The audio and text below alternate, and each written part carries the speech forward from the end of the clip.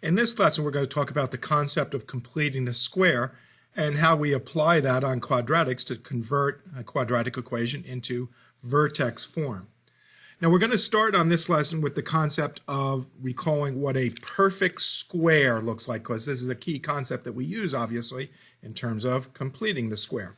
A perfect square is something of the following that I have for some examples: x plus 2 squared, x minus 6 squared, x plus 10 squared.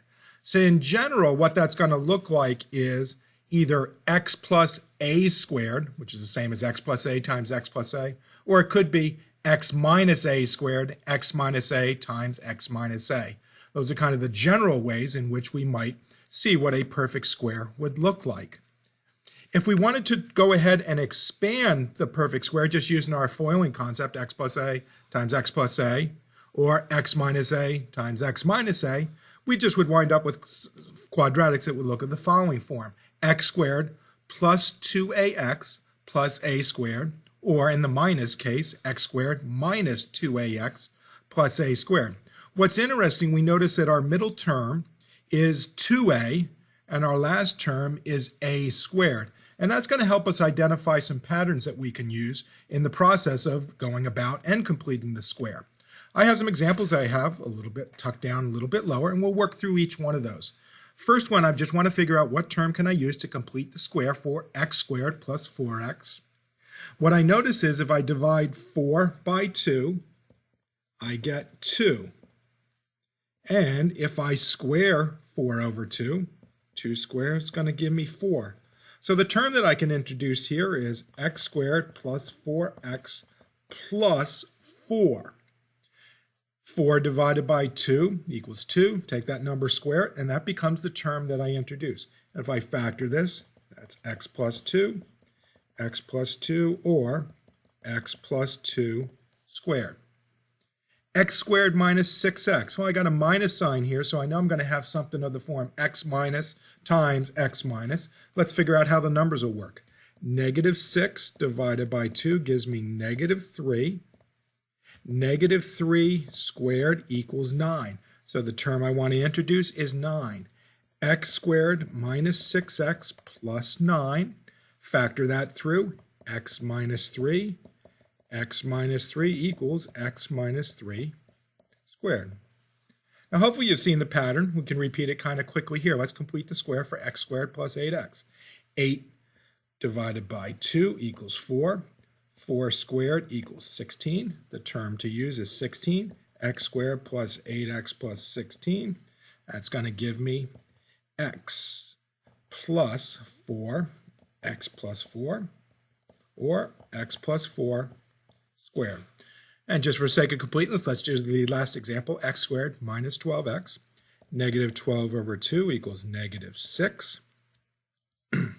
6 squared equals 36, negative 6 squared. Negative 6 squared equals 36. That's my term to use.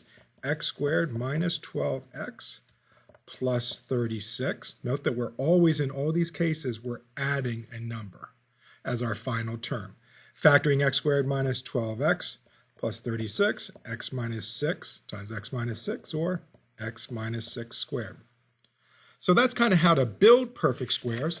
Let's use the example of taking a quadratic and using the concept of completing the square to put a quadratic into vertex form. Remember, vertex form in general is y equals x minus h, that entity squared, plus k. Just an example here, if h equals 3 and k equals 5, my vertex form would look like y equals x minus 3 squared plus 5. So now we're going to take this quadratic, x squared plus 8x plus 13. There's no clean way to factor that, but we're going to go ahead and take it into vertex form. In order to do that, what I do is we go back to the exercise that we used on the previous page, and we focus on our first couple of terms. We're trying to find what's the number that will work with x squared plus 8x to give us a perfect square. So what I like to do is just isolate these two items, and I put my 13 over here in a parking lot for the time being. So I'm going to work with x squared plus 8x specifically. All right. Back to what we did on the previous page to complete the square for x squared plus 8x. 8 divided by 2 equals 4. 4 squared equals 16. So 16 is the term that I want to use. So as I start to rewrite the expression, I'm going to go x squared plus 8x plus 16. Now, what I already had over in my parking lot is plus 13. I have to still remain true to that. And to maintain equality, that 13 hasn't gone away. It's always been there. I now added 16. And to make sure that everything stays the same so that I still have my original expression intact, I need to subtract 16 over here in my parking lot. So I wind up with x squared plus 8x plus 16. And now over in my parking lot, I have -3.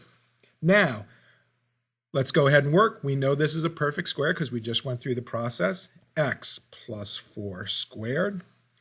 Bring back what I have in terms of my parking lot contents, -3. And there I am in vertex form. X plus 4 squared minus 3 is the vertex form equivalent of x squared plus 8x plus 13. That's the process. Again, very, very repeatable. Remember the parking lot concept.